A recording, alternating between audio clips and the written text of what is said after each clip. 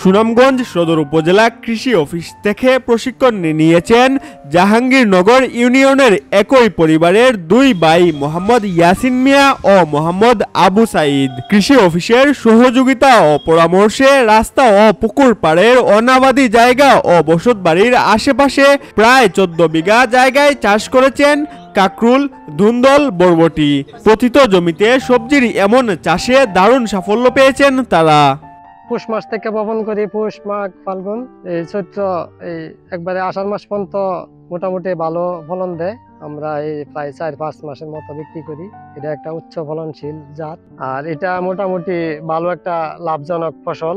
উপজেলা কৃষি অফিসার থেকে কিছু পরামর্শ পাইতেছি আর কিছু সহযোগিতা পাইতেছি। ভবিষ্যতে আরো যদি পরামর্শ সহযোগিতা পাই তাহলে ইনশাল্লাহ আরো উদ্বুদ্ধ হইব, আরো উপকৃত হইব।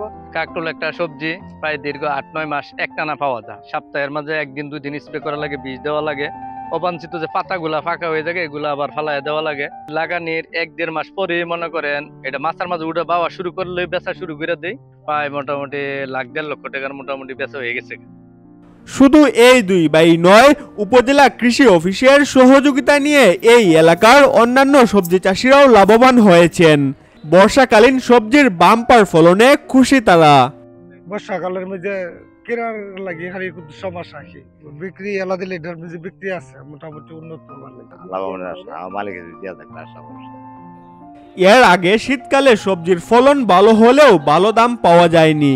এবার উপজেলা কৃষি অফিসারের পরামর্শ ও সহযোগিতায় বর্ষাকালীন কাকরুল, ধুন্দল, বরবটি, পেঁপে সহ অন্যান্য সবজি চাষ করে ভালো ফলন পেয়েছেন তারা।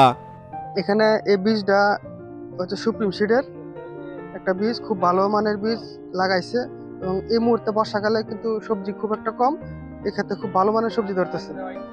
উপজেলা কৃষি অফিসের তথ্য মতে এবার 690 হেক্টর জমিতে বর্ষাকালীন সবজি আবাদ হয়েছে, যা গত বছরের থেকে 15 হেক্টর বেশি। কৃষি অফিসের আন্তরিক চেষ্টার কারণে কৃষকের আগ্রহ বাড়ছে জানালেন কৃষি কর্মকর্তা মোহাম্মদ রাকিবুল আলম। খরিফ এক মৌসুমে গ্রীষ্মকালীন বিভিন্ন রকমের শাকসবজি আবাদ হয়ে থাকে। এবছর সুনামগঞ্জ সদর উপজেলায় মোট 690 হেক্টর জমিতে গ্রীষ্মকালীন শাকসবজি আবাদ হয়েছে, যা গত বছরের তুলনায় প্রায় 15 হেক্টর বেশি। বেগুন, ধুন্দল, বরবটি, মুখী কচু, লতি কচু সহ আরো অন্যান্য শাকসবজি এখানে চাষাবাদ হয়। যেহেতু সুনামগঞ্জে বর্ষা বেশি, বর্ষার সময় ফসলের যত্ন সেভাবে করতে পারে না।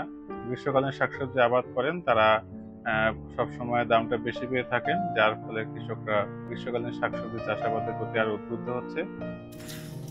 এক ফসলি বুড়ো এলাকায় কৃষি বিভাগের সহযোগিতা অব্যাহত থাকলে আগামীতে সবজি চাষের প্রতি আগ্রহ বাড়বে কৃষকদের, এমনটি মনে করছেন সংশ্লিষ্টরা।